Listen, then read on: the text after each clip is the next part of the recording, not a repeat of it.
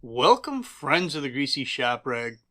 Today we're going to take a look at a Poulan PP4218 chainsaw. Customer complaint is that it just bogs, dies out on them. So let's look in the fuel tank and see what he's got going on in here. We want to look at the fuel quality. We want to see if there's any water in here. We want to look and see how dirty the fuel filter is, or if it's even connected to the hose. This fuel that comes out, it's definitely got oil in it. It's pretty dark. It might be old, but I don't smell anything. It doesn't smell like fuel. I'm not sure if that was a fuel problem or a me problem, but I haven't lost my sense of smell since this repair. It seems like it's gasoline. I just don't know what's going on here. I don't know if it's a canned fuel with extra oil in it. Not sure. So what we're going to do is just skip right past that right now, and we're going to take a look under the hood. We'll look in the cylinder, and if the thing's scored, it doesn't matter. It's not going to get fixed. If it's clean and shiny in there, then we'll move forward with the repair. So popping the spark plug out, it looks like they replaced the spark plug in an attempt to fix this problem. Now the cylinder looks good, but the engine doesn't pull over very easily. There's a few different reasons why this could be. It could be a problem with the bearings in the engine. It could be from a scored cylinder and the engine's dragging as you're pulling on it. Could be a problem with the starter itself. Could be something going on in the clutch or an oil pump end of it. There's one other reason why this might pull over hard, and we're going to take a look at that here in just a second. Let's get this starter assembly pulled off of here. There's just 4 screws that hold it in place. Look at them go. The starter itself looks pretty normal. I don't see anything weird going on here. A little bit of dirt. But it looks like the magnets of the flywheel are actually rubbing.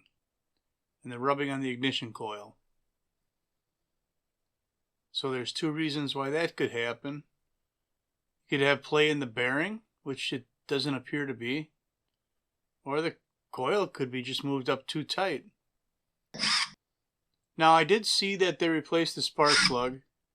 Did he try and adjust the coil gap, the air gap? I don't know. Did it just come loose and move? I don't know. The screws are kind of tight. Maybe it's been like this forever. Who knows?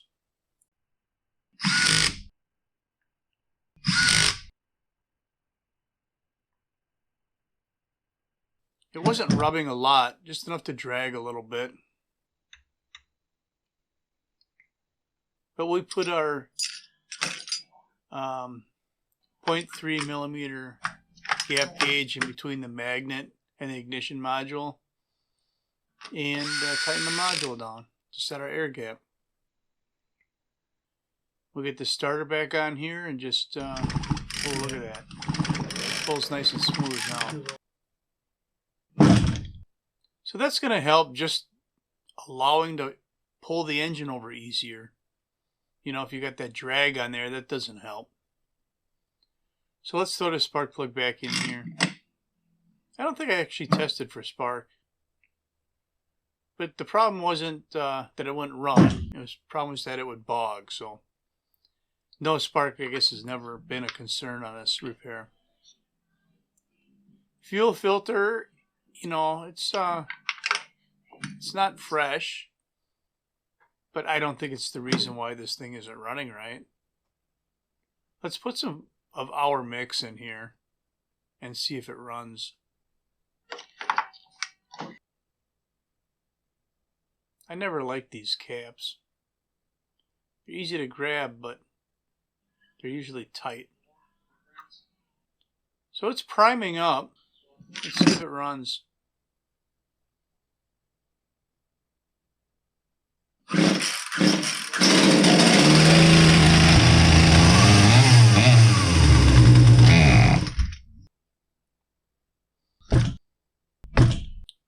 Well, at first I thought we were going to have one of them situations where the thing ran fine and we weren't sure why he brought it in.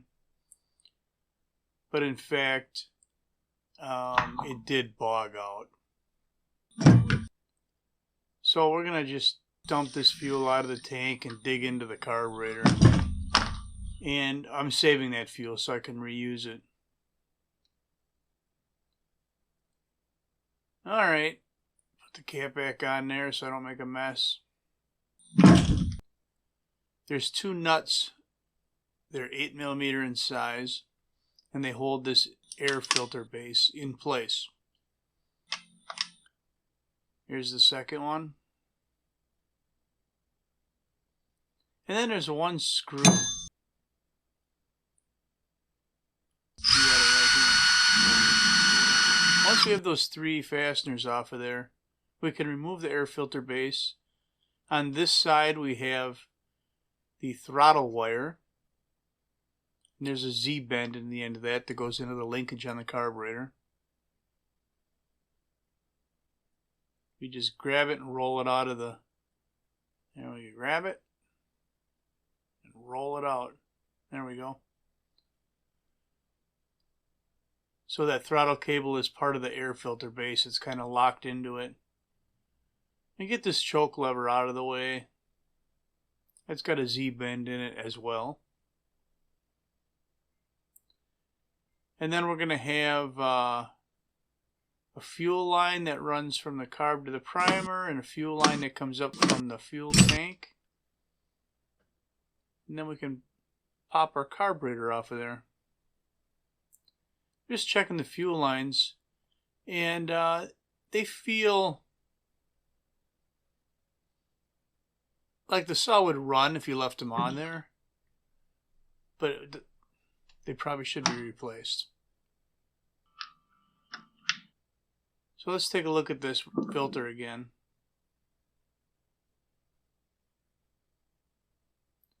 I'm flush cutting the fuel line at the top of the tank, and then I'm pulling the line through. So it's still got some spring to it, but it's got some serious age. Look at the color of that fuel line. Our fuel return line doesn't look too terrible. This is our short line that ran from the primer bulb to the carburetor. Guess I'm just looking for some line right now. Where'd he go? There he is. So there's a piece of line that'll work. A lot of people ask me, well, what size is it? I don't know. It was sitting on a pile next to my bench, and I grabbed it because it looked like it was the right size. So I don't know what size line it was. We're going to push that on the back of the primer bulb right now. That's going to go on the short barb of the primer.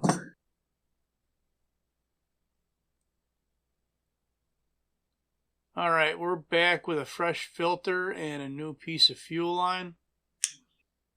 I'm cutting a taper on the end of that line. The reason I'm cutting a taper is I want to be able to push a bunch of this line through the hole in the tank and then reach through the tank and grab the line. So down it goes, not trying to force it in there, just cut the taper long enough so some of it sticks through the bottom. Then grab it and pull it through. Then we'll just flush cut the end of the line. And in order to get the filter on this line, I'm going to have to soften up the end of the line a little bit. It's a tight fit. So I'm using these, it was a snap ring pliers that I ground to a point. Just to loosen up the line a little bit. Now I can push it on, the filter on there. Kind of adjusting the length of the line so that my filter is going to lay in the bottom of the tank. And again, we'll put the cap on there just to keep the residue of fuel from spilling on my shirt. So now I want to adjust the length of that line. I got to cut it to length. So I got the carb oriented the right way. I'm just going to push it over the studs and figure about how much line I need. I could have done this later when I put the carb on. But that 30 seconds I spent doing that, whatever. So, let's take a look inside this carburetor. There's a plate bolted on the back of it and a couple of screws that hold that plate on there. That plate is actually the secondary throttle assembly. These screws are kind of small. So be careful with them, because if you strip it out, you know, it's going to be hard to replace or fix them. We got the plate off of there. Let's take a look at the metering diaphragm. 2 screws holding this plate in place. There we go. And the diaphragm, that's kind of stiff. Let's take a look at the fuel pump. 1 screw holding this plate in place. Pump's got some age to it. You can tell because it's got a big wrinkle in it. But there's some light schmutz on the micro screen. And whenever you have schmutz on the micro screen, you're going to have restricted fuel flow into the carburetor. And that would certainly cause a bog. So we've got our new carb kit. And we're going to put a few fresh parts in here. We're pulling the, there's our micro screen right there. Getting that out. A new one came with the kit. And we just press it down into place.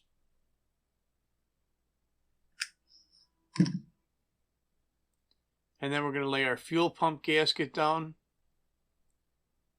its gasket, and the fuel pump plate. I'm holding the throttle open a little bit where it meets the idle stop screw, just to clear it when I put that together. So now what I'm going to do is, I decided I wanted to blow through the high and the low speed jet openings. So I'm going to count the turns in. There's 1 turn, 2 turns, maybe 2.5, till it gently seats. You don't want to crank them down tight. So I know it's 2.5 turns off of the seat.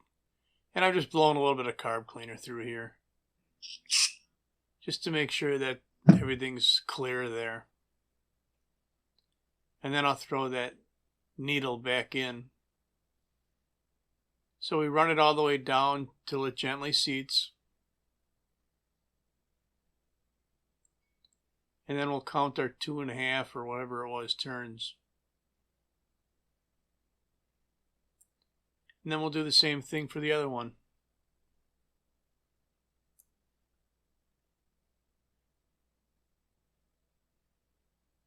I didn't count the turns. Well, I mean, I counted them when I did the job, but I didn't count them just now. 1 little square, just make sure everything's, you know, clear, open. And then we will do the same thing. We'll gently seat it and we'll back it out however many turns we counted before. Let's see, it must have been 1 3/4 maybe. It doesn't really matter. As long as it's close, we can fine tune it after the fact. So we lay our gasket down, then our metering diaphragm, and the metering diaphragm plate, which got away from me there.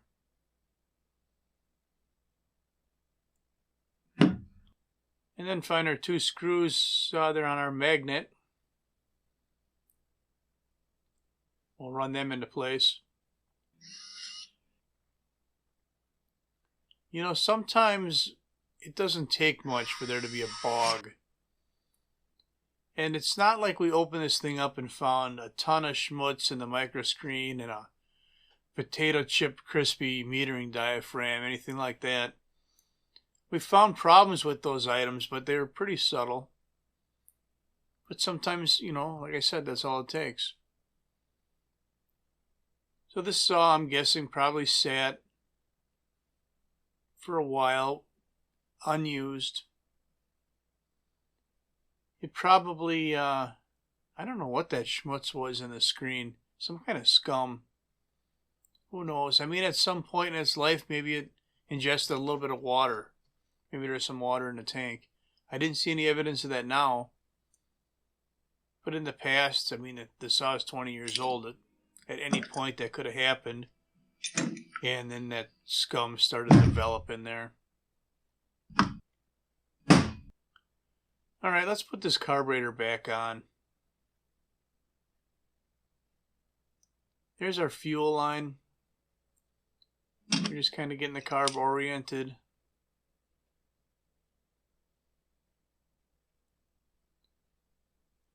And we're going to just push the line on the carburetor. We're going to just push the line on the carburetor.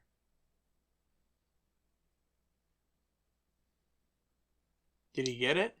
Must have. Looked like the video jumped there a little bit. I probably fumbled with it. Alright, now we're kind of pushing the carb down into place a little bit. Fumbling around. Trying to get things oriented. Get the air box closer where it has to be. I'm pushing the fuel line, that short line that we put on the primer bulb. I'm pushing that on the carburetor right now. And now our Z-bend throttle wire. If we hold the throttle open on the carburetor a little bit. Wow. A little bit of a fumbly job. There we go. We got the Z-bend in the linkage on the carburetor. Now we want to get our choke lever on here before we get too carried away. Fumbling with that too. There we go. That maybe should have went on the carb before I pushed it over to studs. That probably would have helped. But now our air box is kind of where it belongs. We can put the nuts on here. Get it tightened down. 2 nuts in our screw.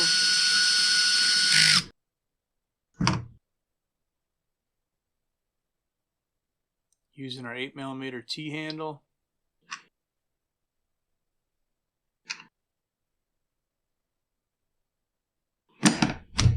Looks good. So we're going to put the fuel back in here and see if it'll start and run without bogging. And if it does, then that's all I'm going to have for you on the Poulan PP4218 chainsaw that just went bog. Thanks for watching. Later.